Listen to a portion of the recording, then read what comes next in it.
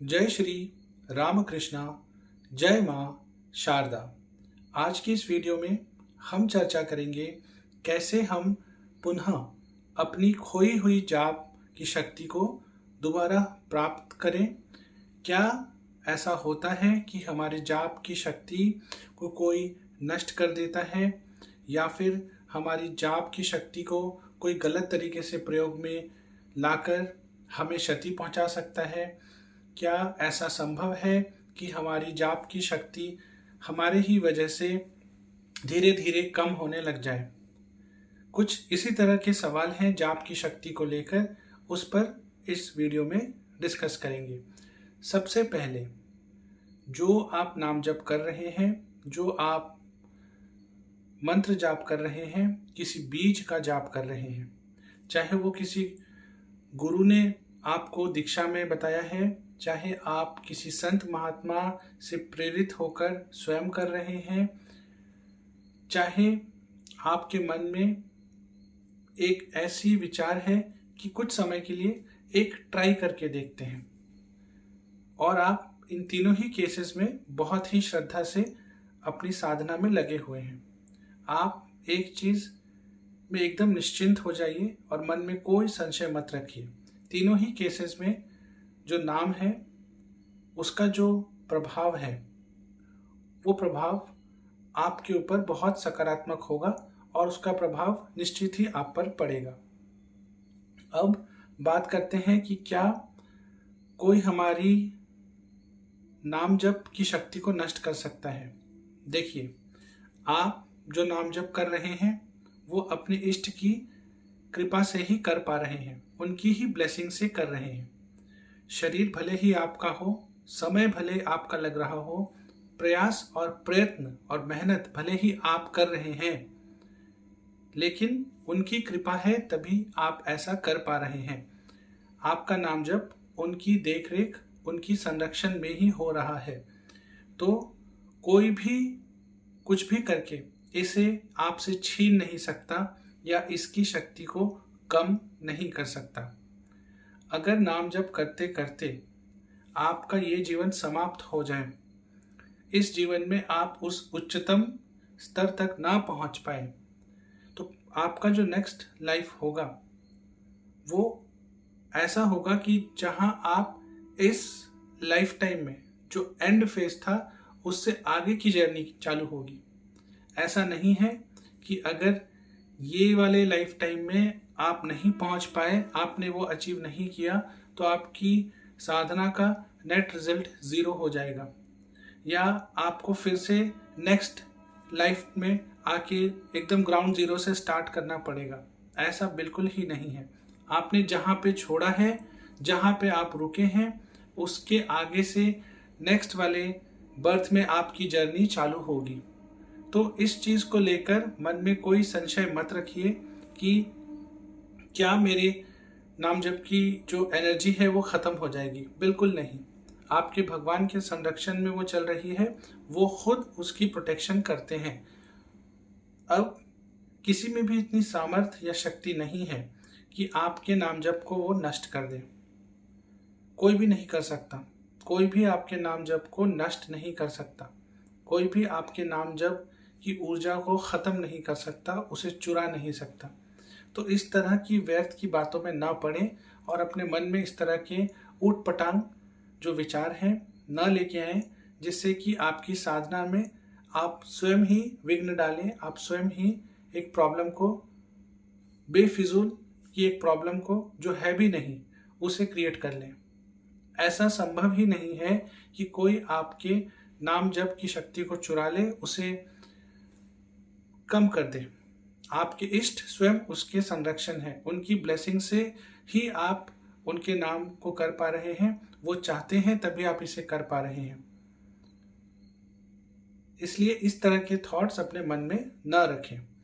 अब तीसरा सवाल कि क्या अगर हम नाम जप की जो पावर्स हैं उसका डिस्प्ले करने लग जाएं, उसको हम लोगों के सामने प्रदर्शित करने लग जाएं, लोगों को ये दिखाएं कि हम बहुत बड़े हैं और आप बहुत छोटे, हम ये कर सकते हैं, हम वो कर सकते हैं, हम वगैरह वगैरह चीज़ें कर सकते हैं। और इसको लेकर अपने मन में एक अहंकार को लेकर आए। उससे क्या हमारी क्षति हो सकती है? बिल्कुल हो सकती है। आपकी साधना में बहुत विघ्न पड़ेगा। इस तरह के जो आपको अनुभव हो रहे थे या अनुभव हुए थे, वो होना बंद हो जाएंगे।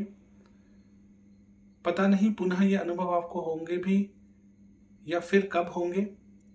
और आपके साथ जो सबसे बड़ी समस्या होगी, क्योंकि मन में इतना अहंकार आ चुका होगा, खुद को इतना बड़ा मान चुके होंगे इस डिस्प्ले के चक्कर में, अपने पावर को प्रदर्शित करने के चक्कर में, उसे कृपा समझने की बजाय उससे आप खुद के अहंकार को अगर फ्यूल करने लगेंगे या आप दूसरे इंसानों का शोषण करने लगेंगे या दूसरे इंसानों का नाजायज़ फ़ायदा लेंगे, गलत तरीके से आप उनके अगेंस्ट इन चीज़ों को यूज़ करना चाहेंगे, तो यकीन मानिए कि आपकी डाउनफॉल होगी ही होगी।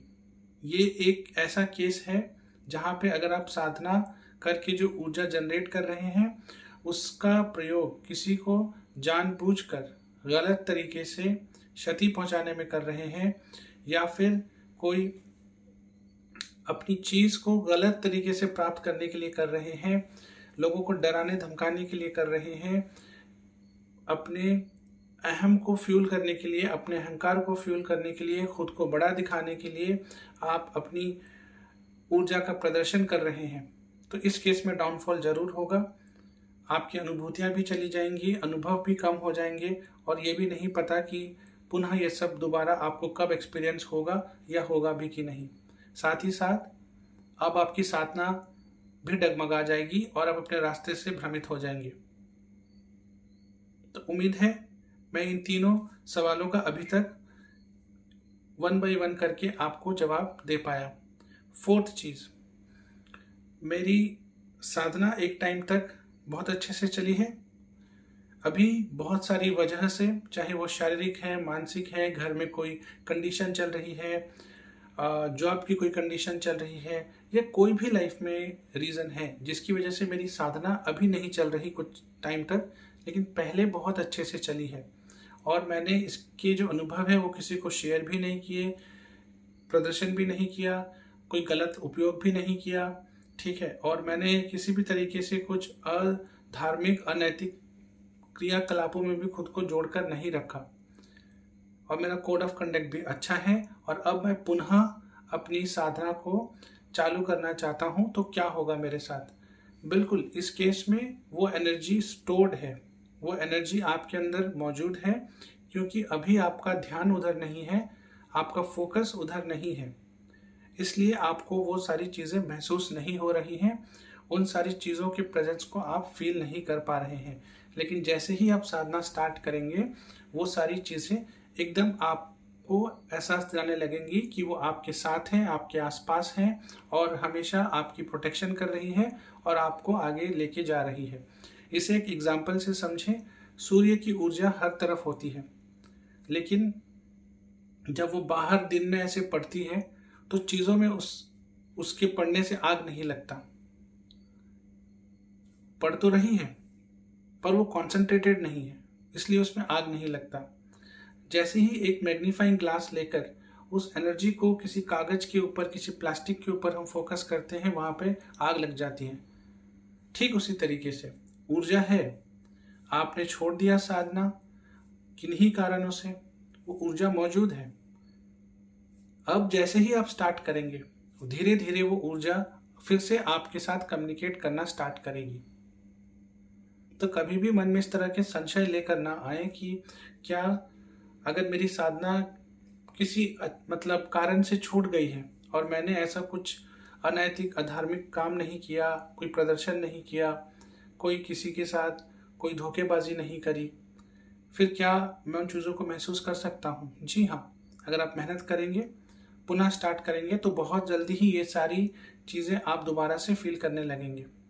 एक सावधानी इन जनरल हमेशा याद रखें, जिसे मैं बहुत सारी वीडियोस में कहता हूँ, जो भी जाप के अनुभव हैं, जो भी आपके साधना के अनुभव हैं, बेवजह या अगर कोई वजह भी हो, केवल गुरु के साथ ही शेयर करें। गुरु नहीं है तो जो पिक्चर है, जो मूर्ति है, उसके साथ आप शेयर करें, उसी से बात करें, वहीं से गाइडेंस मिलेगा। बेफिजूल बेवजह इंसानों के साथ इन चीज़ों के बारे में बात ना करें। ऐसा कर कर आप अपनी साधना में खुद ही विघ्न डालेंगे। इसके बहुत सारे कारण हैं जिसे मैं दूसरे वीडियोस में डिटेल में बता चुका हूं, तो यहाँ पर उस पर चर्चा नहीं करूँगा। तो ध्यान रखिए, अपनी साधना के जो अनुभव हैं उसे बेवजह लोगों के साथ शेयर ना करें। एक और बहुत इम्पॉर्टेंट चीज़, अगर आप ये मानेंगे कि ये केवल एक चित्र है तो केवल आपके लिए चित्र ही रहेगा। अगर आप मानेंगे कि ये एक मूर्ति है तो वो आपके लिए केवल एक मूर्ति रहेगी। लेकिन अगर आप ये मानेंगे कि इसमें शक्ति है, इसमें दिव्यता है, इसमें ऊर्जा का निवास है, तो फिर वहाँ से रिस्पॉन्स भी आएगा। वो कम्युनिकेट भी करेंगी, जवाब भी मिलेगा, अनुभव भी होंगे, अनुभूतियाँ भी होंगी। ठीक उसी तरीके से नाम को अगर सिर्फ अक्षर देखेंगे, सिर्फ शब्द देखेंगे, तो वो वैसे ही लगेगा, उससे कुछ आपके जीवन में बदलेगा नहीं, बिल्कुल नहीं बदलेगा, क्योंकि मन में संशय है, विश्वास नहीं है। लेकिन अगर ये समझ जाएंगे कि नहीं, ये केवल शब्द नहीं, ये केवल अक्षर नहीं,